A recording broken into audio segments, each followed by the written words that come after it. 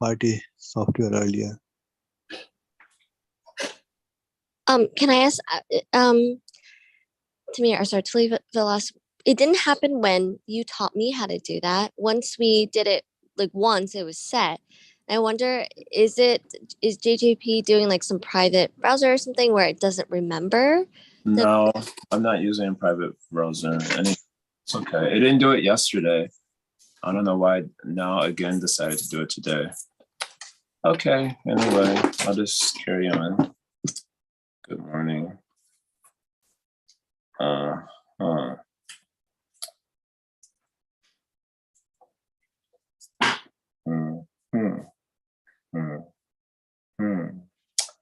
Today we're starting 7th Canto, Chapter 5.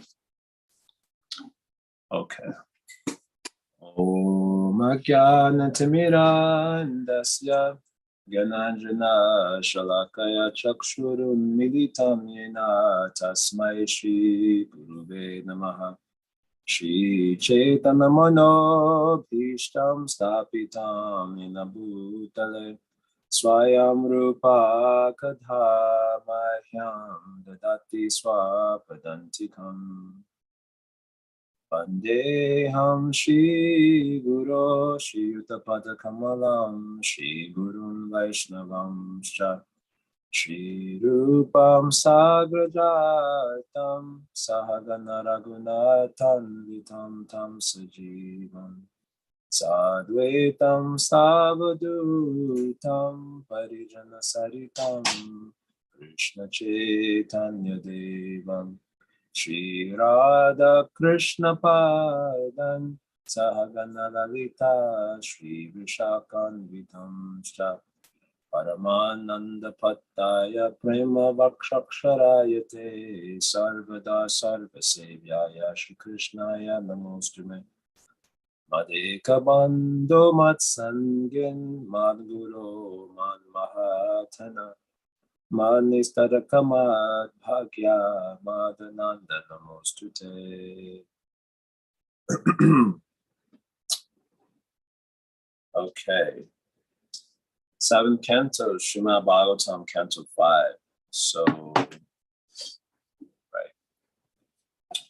Prahlad Maharaj, Yudhishthira Maharaj is having heard the contrast between Hiranyakashipu and Prahlad Maharaj in the last chapter. Hiranyakashipu representing the epitome of material conquest without an inner life. And Prahlad, in a sense, representing the epitome of material destitution, insofar as being persecuted is the epitome of material destitution. But with an inner life is Prahlad, supremely blissful. Having heard about that contrast, the chapter ended with Yudhishthira Maharaj again inquiring from Narada Muni about the animosity of Hiranyakashipu toward his son, Prahlad. So now Narada Muni is going to give the backstory to explain from where that animosity comes in this particular chapter. Okay, let's look at the first passage here. I'm just going to read the first verses, and then we're going to touch down on a few verses along the way. Verse 5 being the first to touch down on. So let's see. This is text 1. The great saint Narada Muni said, the demons, headed by Hiranyakashipu, accepted Shukracharya as their priest for ritualistic ceremonies. Shukracharya's 2 sons, Shanda and Amarka, lived near Hiranyakashipu's palace. Prahlad Maharaj was already educated in devotional life, but when his father sent him to those 2 sons of Shukracharya to be educated, they accepted him at their school along with the other sons of the Asuras. Prahlad certainly heard and recited the topics of politics and economics taught by the teachers, but he understood that political philosophy involves considering someone a friend and someone else an enemy, and thus he did not like it. And the last line of this particular verse, there's a phrase or word that comes up throughout the passage.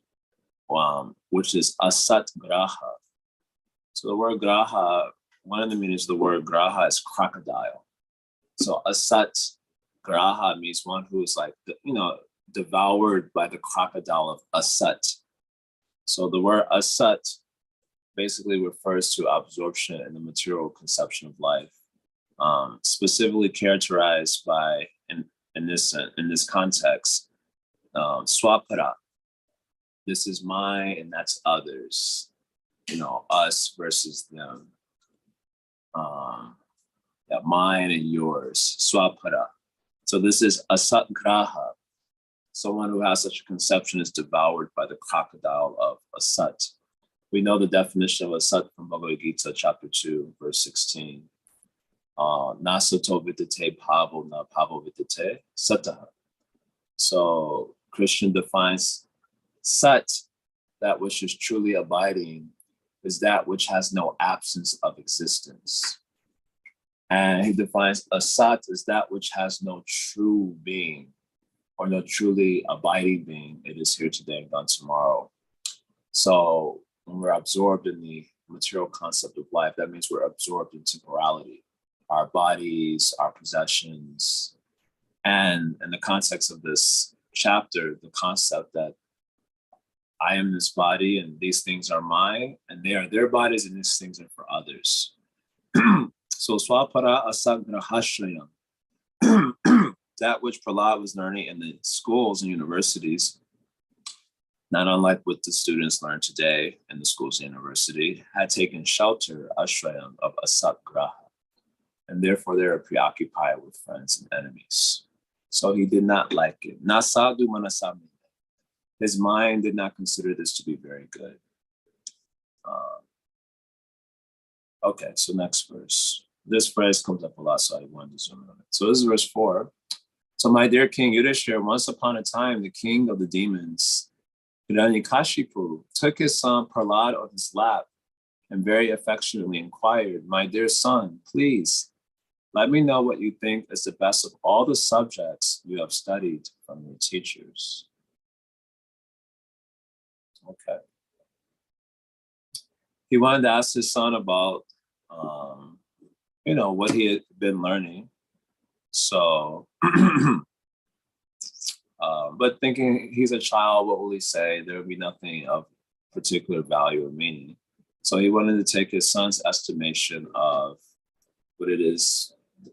what topic is the greatest one that he has heard from his teachers. So Prahlad Maharaj takes his teacher to be Srila Narada Muni, his guru, who has taught him of bhakti. And so he's going to give that particular answer to his father. So this is verse 5, very famous verse. Sri Prahlad Uvacha. Tasadu manye suravarya dehinam sada samudvikna diyam asat grahat. There it is again. Hitvatma patam griham andakupam vanam gato yadanam asrayita. I'll read Prabhupada's translation first. Prahlad Maharaj replied, O best of the Asuras, king of the demons, as far as I have learned from my spiritual master, any person who has accepted a temporary body and temporary household life is certainly embarrassed by anxiety because of having fallen in a dark well where there is no water, but only suffering. So one should give up this position and go to the forest, Vana. More clearly, one should go to Vrindavan, where only Krishna consciousness is prevalent, and should take shelter of the Supreme Personality of Godhead. So his father had asked him what is the best of all subject matters that he had learned from his teachers. So Prahlad Maharaj is taking his teacher to be Narada Muni. So Tat Sadhu Manye. So he says, this is what I think is very good. Tat Sadhu Manye. I'm going to give my opinion of what I think is very good. Asurya Bharya, O best of demons, Dehina, for the embodied souls. I will tell you what I think is the best thing for the embodied souls, who are Sada Samudvignadhyam Asatgraha. They are Sada Samudvignadhyam. Their intelligence is always an anxiety, Samudvigna. Their minds are always filled with anxiety. Why? Asatgraha. Because of Asatgraha. They've been devoured by the crocodile of Asat. the material concept of life. So they are absorbed in appearances, right? Just like when you have the dream and you don't know that you're dreaming, you're absorbed in the appearances. And so if the dream is pleasurable, you're excited, and if the dream is a nightmare, you're afraid. So similarly, waking life, like the one we're experiencing now. A waking life from the position of the soul is like a dream also. It is here today and gone tomorrow. Just like when we sleep, waking life ceases to exist for a period. Just as when we awake, dream life ceases to exist for a period. The only thing that remains constant in both the waking and sleeping life is the soul, consciousness. And that consciousness is absorbed in that which is external to itself, either the waking life or the dream life. So this is asagraha. And as a result of this asagraha, they're always in disturbance because of appearances. Like today, we're disturbed by what's happening politically. Even though devotees, we know it's the age of Kali, it's the winter of the eons. You know, nothing you can really do about the winter of the eons, put on a winter coat. Still, even with that historical context and conviction, like most of the world doesn't know about the different yugas, and that we're in the winter yuga, so to speak, the Iron Age of quarrel and hypocrisy. They don't know that.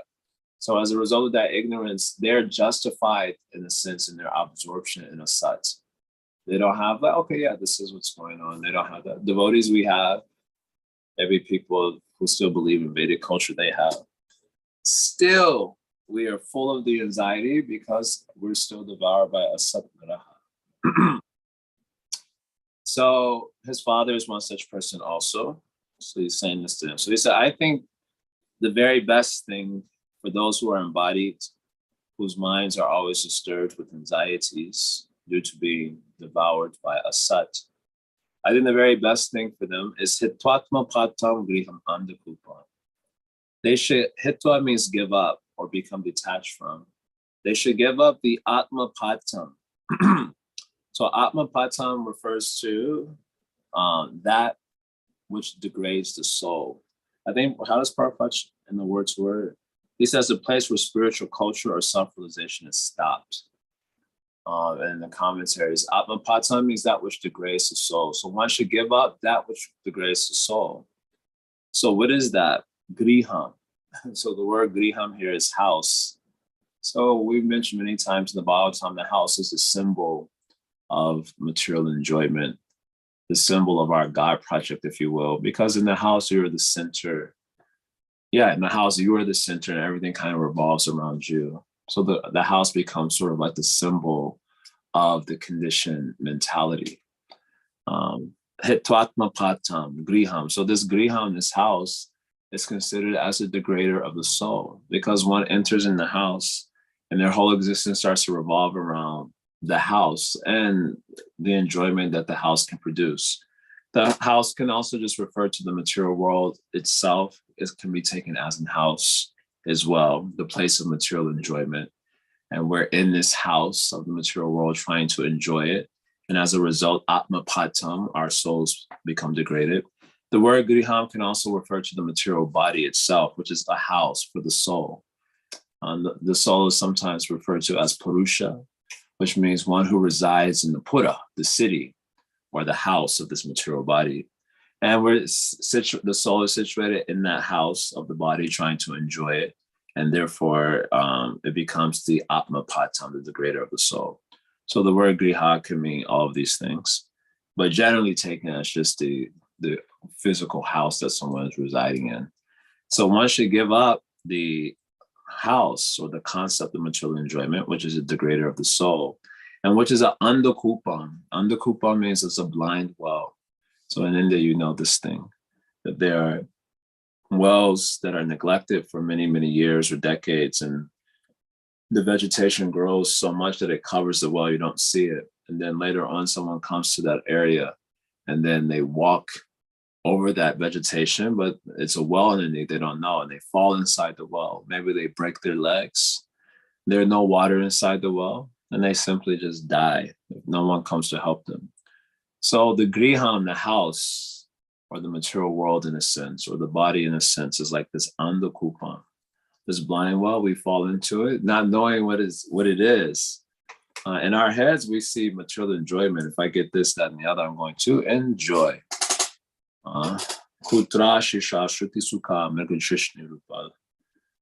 We hear about the happiness, and then our minds imagine what it will be. And it creates a very colorful picture of happiness. So we believe in that. So we follow that promise of happiness in our mind, that image, and it leads us into the blind well. Under Kupan, we don't know what we're actually falling into. So this is the house, the degrader of the soul. So this should be given up.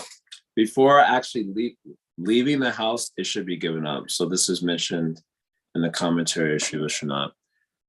When it says Hetwatma Patam Griham Andakupam, one should give up the degrader of the soul, the house, which is a blind well. That means before actually leaving the house, one should become detached from it. Otherwise, if one leaves the house before becoming detached, then in whatever new location you go, that becomes the house, just a new house. Because it says here, Vanam Gato, you should go to the forest. So if you leave the house for the forest before actually becoming detached from the house, then the forest will become the new griha. And you've just moved from one house to the other. And that forest then becomes just another location for the degradation of the soul, it seems. So Hitwatma Patam Griha Andakupam. So giving up the house of the greater of the soul, the blind well, one should go to the forest. And what should you do in the forest? Yadhiram Asrayeta. You should take shelter of Hari. The forest is the image, the sort of archetypal image of the place of yogis and sages who have turned away from the status quo in pursuit of their own soul and in pursuit of God. Right? They all live in the forest. They don't live in the cities or the villages. So the city becomes this sort of symbol of those who have turned away from status quo, which means, a life of hedonism, to pursue their soul and to pursue God. Vanamgato. Where can God be found? He is found in the forest. Dhruva Maharaj went to his mother complaining how he had been mistreated. And what did his mother say? You have to worship God who can be found in the forest. Right? When Krishna plays his flute, then the gopis go running in the forest. So the forest is like the symbol where God can be found. Of course, God is everywhere. He can be found everywhere also. But the forest represents that space that is selected by those who are interested in their souls and interested in God. It is that sort of space by which, like we were mentioning the other day in class, there are certain spaces and rituals that are designed to reconcile our faculties to absolute truth. And it looks like the forest is one of those primeval spaces that are chosen for those who are serious about having all their faculties reconciled to the inner purpose of life, the spiritual purpose of life. So you should go to that forest. And Prabhupada, of course, is added in the purport. One should go to Braj because, Gaudiya Vaishnavism and everything. So you should go to the forest and you should take shelter of Hari there, because Hari can be found in the forest. This is the very best advice. This is the very best thing that I've learned from my guru, Narada Muni.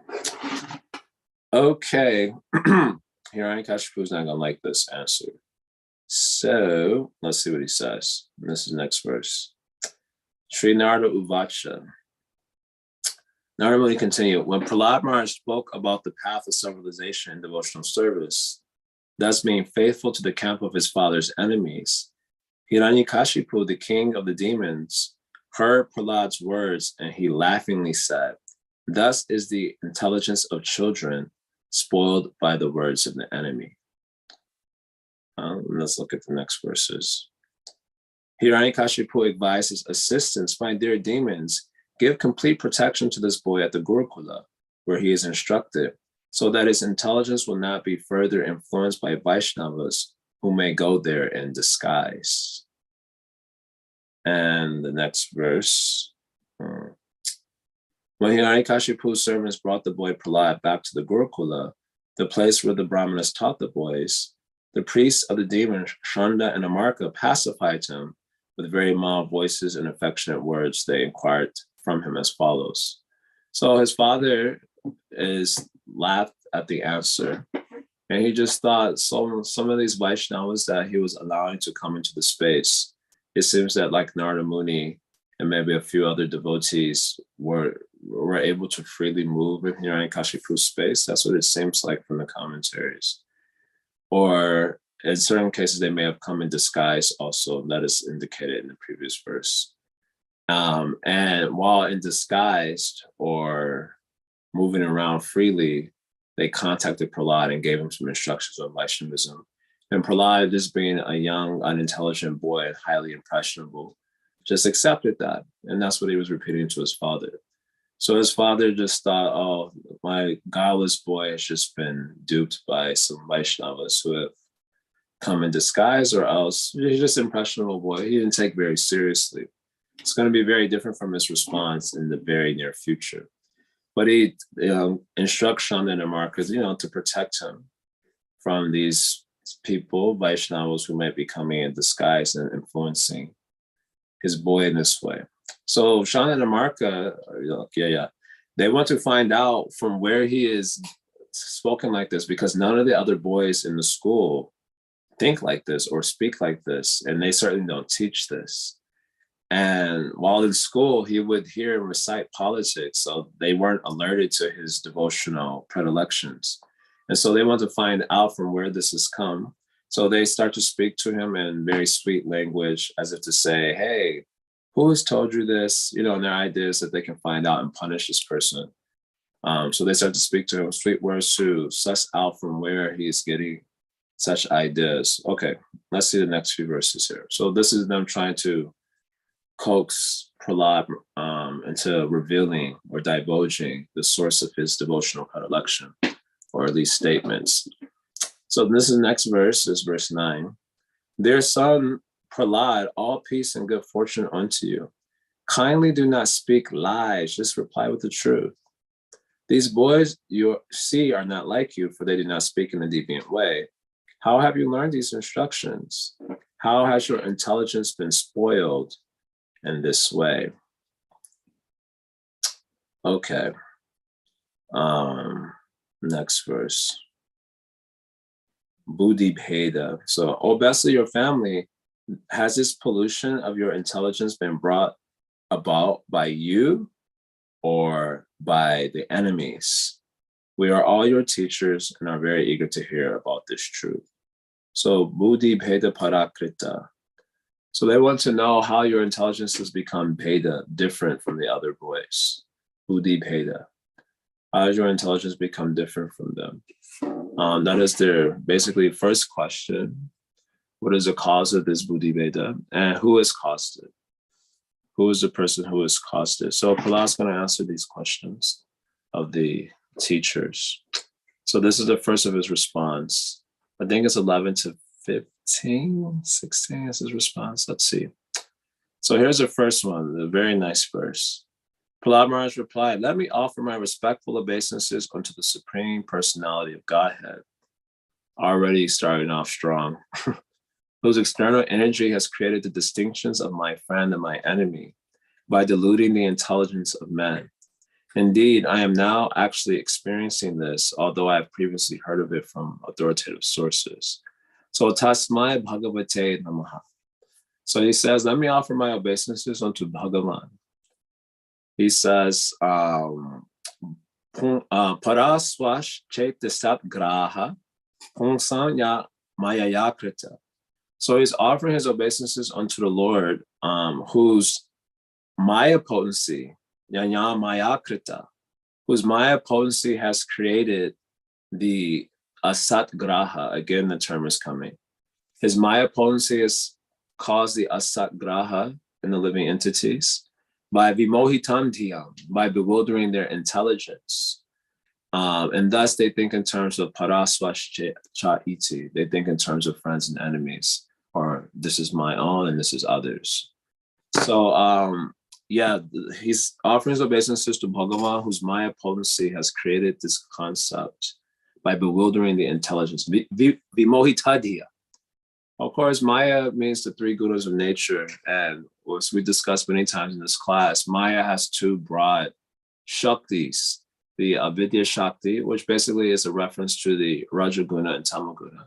And then the Vidya Shakti, which is basically a reference to the Sattva-guna of Maya.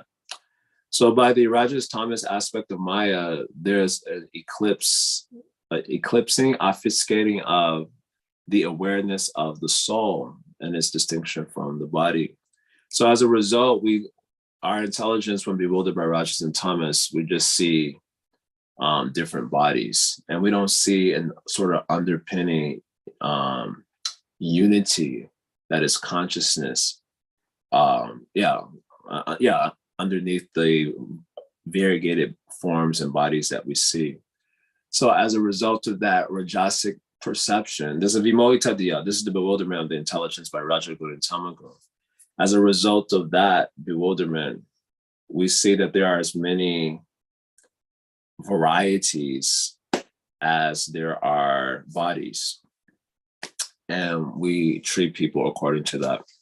Whereas when the intelligence is having the sattvic, when it's influenced by sattva, one can see that there's consciousness underlying all of life. And although there's an individual jiva in each of the bodies, the nature of those individual jivas are exactly the same. Their worth is not connected to the virtue and vice of the material body. So, of course, when the intelligence is inflicted by rajas, then the worth of an entity is connected to their vice and virtue of the material body. Their accomplishments in the world or their lack of accomplishments thereof will view their worth according. But the worth of the soul is completely disconnected to that. It's intrinsic, because the worth of the soul is basically that he's Paramatma Shakti. And that can never be taken away from the soul, no matter how evil or saintly he becomes in terms of the material estimation. So the sattvic view is one who can see that consciousness underneath all of life, and the uniformity of consciousness in terms of the nature of the soul. That's why, in one sense, if we want to have proper regard for others, then we have to have proper regard for our own self. As it is said, there's a Sanskrit saying, Atma Vamani Tejagat, as we see ourselves, we see others. So basically, because we objectify ourselves, right, we literally look at ourselves as an object, the object that is the material body. Or you can say degrade. We literally degrade or downgrade consciousness to be a material body. It's that as a result of our own self-objectification, our own self-degradation, then we naturally do that to others. We degrade them in our thinking of them, or we objectify them. And the result of the self-objectification and therefore other objectification is this thing, paraswashchit iti asagra, being devoured by the crocodile of Sat and thinking in terms of friends and enemy.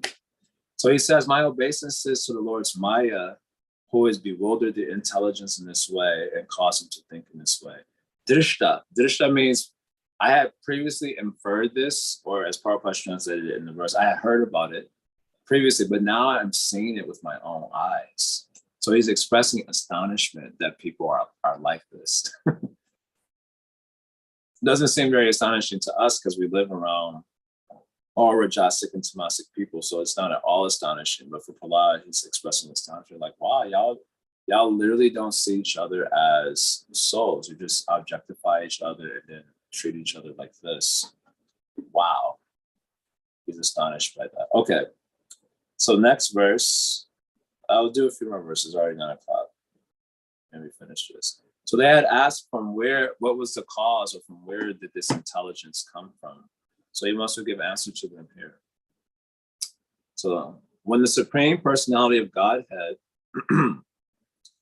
is pleased with the living entity because of his devotional service, one becomes a pundit and does not make distinctions between enemies, friends, and himself.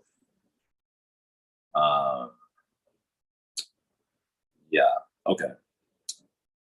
Intelligently, he then thinks every one of us is an eternal servant of God, and therefore we are not different from one another.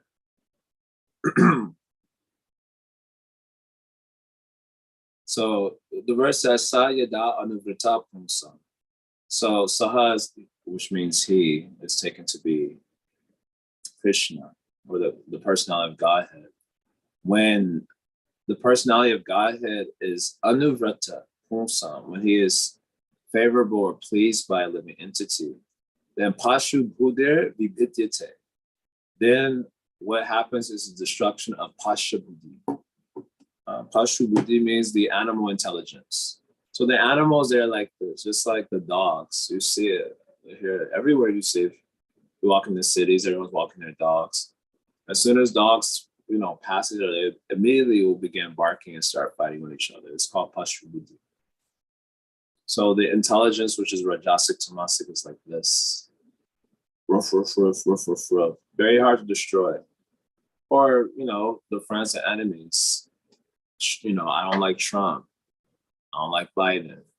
Left, right, all of this stuff. This is all part of the pashu buddhi, basically. Very hard to shake it off, so to speak. So it says here, when the Lord is pleased with a living entity, then there will be the destruction of the pashu buddhi. And tata, so after that, this whole concept of I and others, or this having distinction, which is so destructive, will be finished. In other words, you're going to start seeing living entities as souls, having an experience of a human, or the experience of a demon, or the experience of a cat or a dog. And you become less moved by appearances. But this is only if you're blessed by God does this vision of the world take place. A good example, again, is like Jesus, he's being crucified, and he's praying for the benefit of those crucifying him.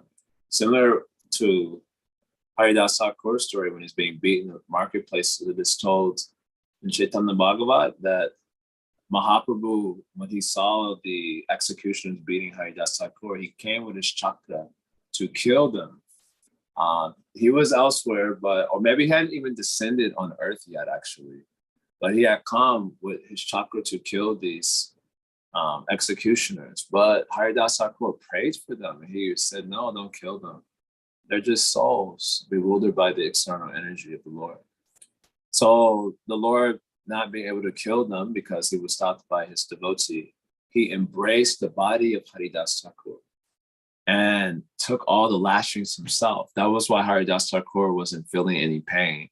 And it was just chanting, blissfully, which to the bewilderment of the executioners. Later on in Mahaprabhu's Leela, I want to say it happened in the Mahaprakasha that I don't recall. And Siddha Hari will be knowing. Later on, Mahaprabhu showed all the scars on his back that had come from taking the hits of the executioners, because he couldn't kill them. He was stopped by his devotee. So how is it possible to be persecuted so profoundly and still feel for your persecutor? That's because you're just not looking at them as bodies. You're just looking at them as a soul bewildered by material energy, just as I'm bewildered by material energy. So sometimes I would have devotees do this exercise when they would be going through a lot of hard situations with, temple management or someone they're viewing as an enemy, and they're complaining about it, and justifiably so also, like it's warranted from a certain standing in reality. And then I would just say like, okay, so the reason they did that to you is because they're bewildered by material energy. And the reason you're upset by it is because you're also bewildered by material energy. So that's literally the tea kettle calling the pot black. Okay, someone is in the position of oppressor and someone is in the position of oppressed, but both parties are actually bewildered by the same energy that's creating that sense of duality. So he who complains about it is actually in the same position as he who is doing the persecution. So it's literally, in that sense, it becomes almost like a type of hypocrisy. It's very subtle, and it's also justified from a certain standing in reality. But that's exactly what it is. And from this perspective, and it's pashu buddhi at the end of the day. So when one gets mercy of God, then this pashu buddhi can be destroyed, and you give up this difference, this scene of distinction. You just see, oh, these are just souls going through the experience of being a human, or the experience of being a demon, or the experience of being a dog and cat, and you adjust yourself accordingly. You see differently. I want to stop here because it's already 9:06. I wanted to finish the passage, but it's like, I think it's 3 more verses. So I wanted to kind of pause here to see if there's anything anyone wanted to say first before I just carry on. Interesting. I don't see anything in the chat box. So does anyone want to speak anything? Let's go down here.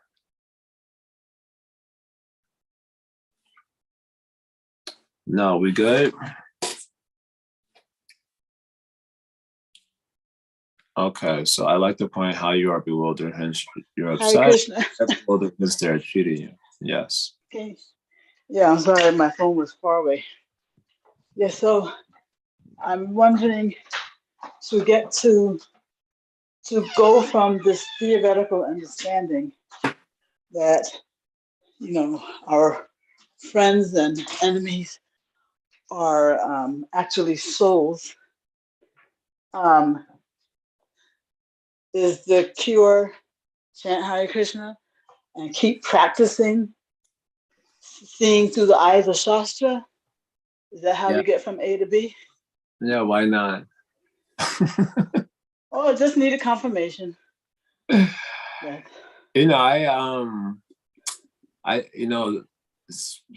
Spiritual life is intended to be a contemplative one, especially if you're on the path of vichar marg.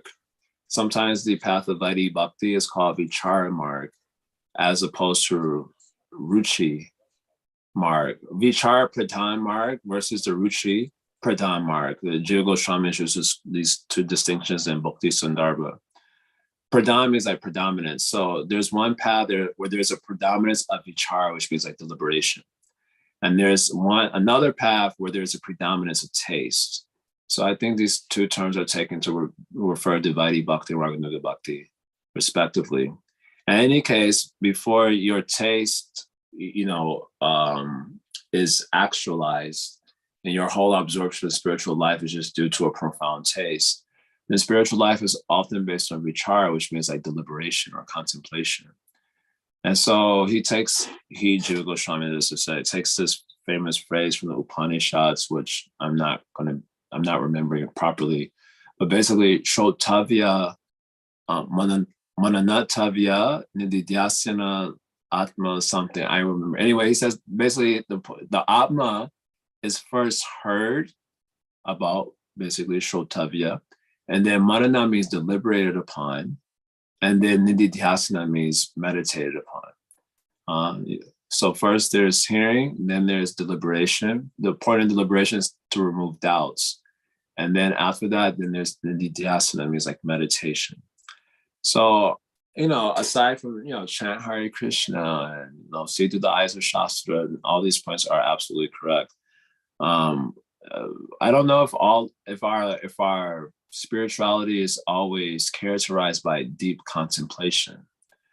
My sense of it, just like observationally speaking, is that devotees or just people who are religious or spiritual in general, they basically think that they got the point.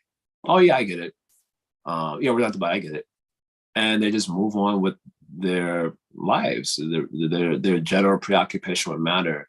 They don't allow themselves to really sit and contemplate deeply the implications of what they say that they believe in. Like, for example, I'm not the body. What is really the implication of that?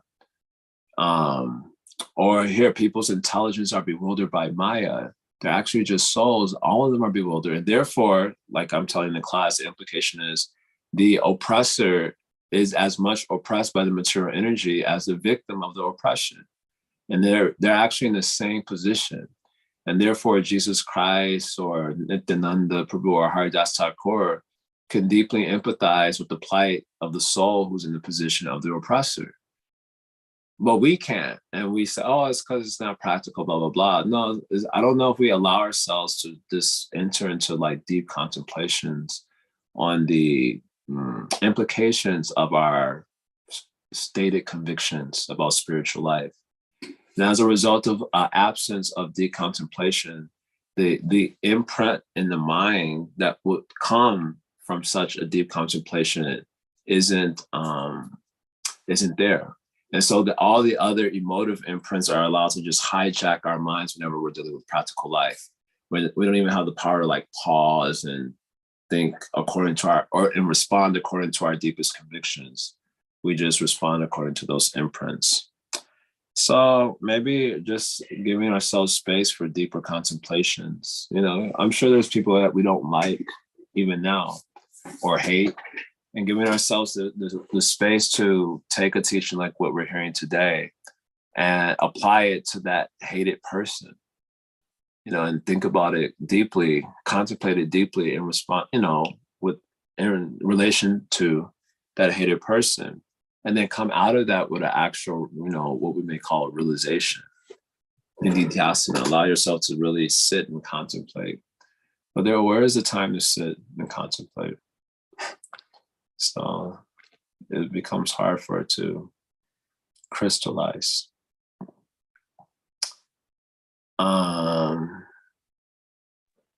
Okay, thank you. Thank you. Yeah, I just want that confirmation.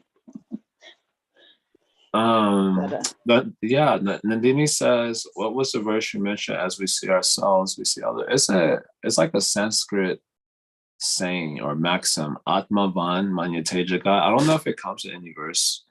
Prabhupada has mentioned it in several places in his books. I've heard scholars say it also. It seems like it's like a, I don't know, like a subhashi, like a saying, like a Sanskrit saying. Kind of popular. Shamsaki says, so are you saying that we should never complain about anything? That's the highest perfection. It's not the highest perfection. I would say it's a beginning perfection, though. How can we truly complain about something like when we believe in things like karma, for example? Of course, we're human, so we're going to complain. But I'm just saying, if we have to look at our situations according to our deepest convictions, or claimed beliefs, like the belief in karma, for example, or the belief that everything is in God's hand, he's the director of everything, then what are we complaining against? We're complaining about our karma. Well, that it's coming to us as a fruit of our own, you know, actions. Are we complaining against God's arrangement for us? Like, what is the implications of the complaint in relationship to our deepest convictions and claimed beliefs? So I don't think never complaining is the highest perfection. For us, the highest perfection is a sort of devotional ecstasy and despair, like exhibited by Mahaprabhu. But we may say it's a beginning sort of perfection, or not even a perfection, a sort of beginning point to create the container so that perfection can be actualized, the spiritual perfection. In other words, those who are complaining, like there's this verse in the 11th canto of the Bhagavatam, don't praise or criticize the faults and activities of others. Well, the word is used, para swabhava karmani. And don't criticize or praise the swabhava and karmani. So like the nature and the actions of others. Well, why not? So the reason given is because brishate, I'm forgetting the words. Let me look it up. This is 1128.2. It was 1128.1 and 2. But he says, anyway, one who does so criticizes the nature and actions of others. They are quickly they're quickly deviated from their own self-interest by how. Now this is the how is the important part. Why can't I remember this third line? Yes, He, the person who indulges in praise and criticism of the nature and actions of other, is quickly deviated from his own self-interest by becoming absorbed in asat, asati abhiniveshitaha. So again, asat, graha, we were hearing about, you become absorbed in asat if you do that. So I don't even think it's a perfection, but it becomes like part of the container that will allow for perfection to happen. Otherwise, you're just like preoccupied with this matter. He did this, she did this is going on, that's going on, and so on. So it becomes hard to advance ourselves. It sounds those who are grounded in shastras can't give diplomatic consolation to a hurting soul. How do we become compassionate when someone comes to us complaining about something or we ourselves in that situation? I personally don't think it has anything to do with these sorts of instructions. I think I've consoled many people speaking this sort of stuff. You know, just being totally validated isn't necessary to be consoled either. Oh, you were right, it's okay, that was their fault. That's not necessarily going to console anyone either. So at the same time, you can also no matter how big or small the suffering, no matter the order of magnitude, suffering is a very visceral experience. It pervades the whole psyche. So when you see a child whose mother tells them, no, you can't have the candy bar, and they're like crying hysterically, it's like very deep and very visceral. Their suffering is as important to them as our suffering, having lost a family member or broken up from a relationship, is to us. Like I say many times that no one gets to experience their suffering objectively. So everyone's suffering is intense, no matter the order of magnitude. So in that sense, it's very easy to empathize even with anyone. Once you really connect to your own suffering, it's really easy to empathize with anyone, honestly. But after that, the real question is now, what do I do? Like, how do I respond to this? That is the real question. So just, patting someone on the back and allowing them to, what's the word I'm looking for? Wallow in their despair. That's not really consoling them either. So there are spiritual instructions for helping souls get out of that space. Perhaps it requires a little bit of intuition in terms of timing. Right when something's fresh, you might not just immediately bust out, teachings like this. But at some point, we have to become reconciled to the truth of the situation. And usually when the thing that causes us pain is the untruth of the situation, right? The duality of the situation, the appearance of the situation. And we just want to be right. We want our relative perspective to be the true and right perspective. But at some point, if we're really to become healed, we have to become reconciled to the truth in those situations also. So those who are grounded in shastras have the best chance of actually helping the souls, whereas those who are not grounded in shastra only have the ability to, at best, validate a person's suffering, but not help them really heal from it. So it's quite possible. It requires a little intuition for timing. And it also requires a little bit of being connected to your own suffering to really empathize with the plight of someone else so that you get more intuitive insight for how you might go about not only deep connection to your own suffering, but having also moved on. Like one thing I noticed about souls who try to counsel other souls is that if they haven't moved on from their own suffering, then what counsel they will give all nonsense counsel also, because they've yet to heal from it. So you have to be connected to your own suffering, and you have to figure out for yourself how to respond to that suffering with grace and dignity. So anyone who's done that work, they'll be able to do that with anyone. But if they haven't done it with themselves, they'll not be able to do that with anyone. And whatever advice they give will be basically useless at the end of the day, at least insofar as it helps other souls get healed. So I think those who know Shastra, who have connected to their suffering in a deep way, and who have also learned how to respond to their suffering deeply, they're the best equipped for helping other souls to do the same. As you say, compassionately. I just feel like we have this caricature of compassion in our head. Compassion means, just holding someone and rubbing their back and so on. Yeah, that may be a form of compassion, that is needed at a particular time. And another form of compassion needed at another time is a slap in the face. We're stereotyping this word compassion. It's like kind of annoying and cringy, to be honest now. It should be done with compassion. Okay, like compassion manifests in multifarious ways. When my mother was giving me whoopings growing up, it was out of compassion. I needed to understand boundaries, and she needed an efficient and effective method for doing it.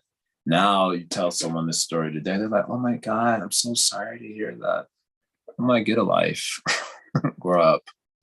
Compassion is not stereotyped. So connect with your own suffering and learn to heal from it. Shastrically also, then you'll be very nicely equipped. There'll be no problem. Those who oppressed or oppressor are both in Maya, right? In an institution, then how those who oppress because of position can become or consider as authorities to judge what service you should be given or how much you are qualified to receive initiation. Well, they're just from the empirical perspective, they're the lucky ones who got to be in that position. You may not appreciate their position for whatever subjective reasons, but somehow or other they are in that position.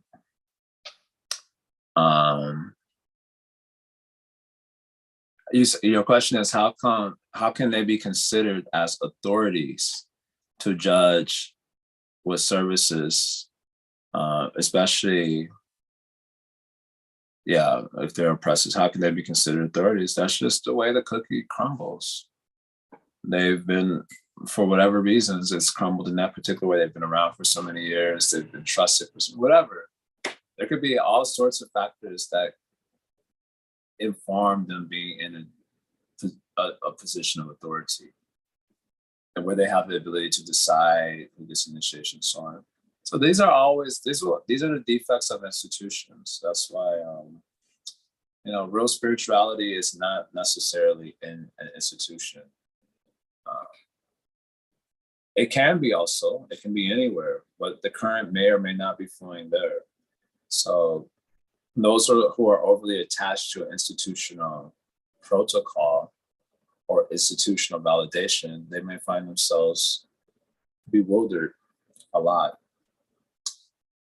or not able to apply these spiritual teachings because they're just looking at it through the lens of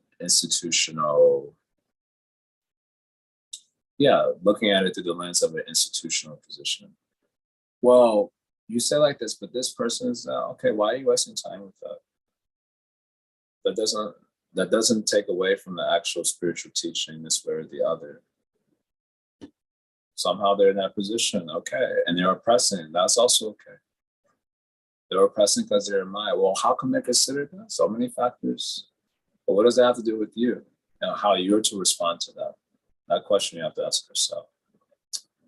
You're saying, Krishna, I don't know if you remember. Of course I remember Krishna. We're your friends. Expressed to us that she felt oppressed in Chicago, but can't express as she is fearing recommendation for initiation from authorities who are oppressing, and according to Shastra are also in Maya.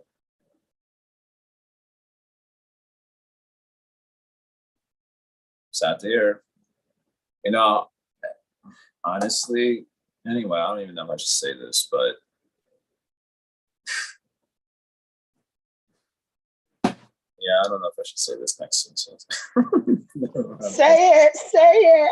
Well, I'm just thinking, like, okay, I'll say it like this. Just like when I had this one guy, he was upset that women in ISKCON weren't gurus. And he complained about that I wrote some posts. This is like years ago. And he complained, well, I want to get initiated by this woman guru, but she hasn't been like, whatever, what's the word I'm looking for? Not consummated, but what's the C word I'm looking for? like anointed basically as a guru by ISKCON. So I just wrote him back, if you want to get initiated by her, just go and ask her. No one, why are you waiting for institutional anointing in order to accept someone as your guru? I was like, that's literally retarded. You know, that you would only select someone as your guru who's anointed by the institution. I'm like, you're retarded. You accept someone who's guru because they're literally guru for you. They're giving you the light of the absolute truth. They're inspiring your faith. They want, you know, you feel like you want to surrender because that's what guru is. He may be anointed, she may be anointed by some institutional board of directory or whatever. She may not be anointed. If you depend on that in order to select someone as your guru, that's your loss. That's on you. And you said, well, I wouldn't be, well, my guru is under this, you know, institutional sort of mandate. He's following that. I have no comment for that. I can't speak to that. Just like, well, then, you know, you have to take it up with your guru. Talk to him about it. Like, hey, I'm trying to have a relationship with you and not with the impersonal board of directory that I don't even know exists, or I don't even know who's on that board. And he says, well, you got to be recommended by this. And he said, well, I have doubts about this person, their ability to be authority, blah, blah, blah. And they're still like, well, you have to accept it then. Okay, then either you have to figure out what you got to do. If that's your guru, and that's what your guru is saying, then you have to figure out, and you have faith in that, then you have to figure out how you're going to make yourself amenable to those instructions. Otherwise, you have to find another guru, one that inspires your faith completely. That's just how that cookie crumbles. But if you're depending on institutional, yeah, I don't know what else to say to that. Maybe a part of me, because I have a little bit of a recalcitrance thing and I got a big mouth. You know, if I felt oppressed, you know, because I'm in Maya, and someone's oppressing me because they're in Maya, and I felt what I felt about it, they're gonna hear my big mouth about it. And they don't want to give a recommendation because of that, I'll take it up with my guru. And if he's like, well, you got to go through them, then I'll have to be like, I'll have to, you know, adjust from there. I don't know what I would do. I'm not in that scenario. I have an intuition of what I might do, but I can't say for sure. Cindy says, wow, thank you for that context. How can we complain if we believe in karma? Places onus on us to change ourselves rather than try to change or even compare ourselves to others, right? Thank you for this instruction. Jaya, yeah, not so easy, of course. Okay, good luck to us all. Spiritual life is hard. I get it. So, chant Hare Krishna. And your life will be sublime. We're going to stop there. Hare Om Tat Sat. Thanks a lot. Srila Prabhupada Ki Jai.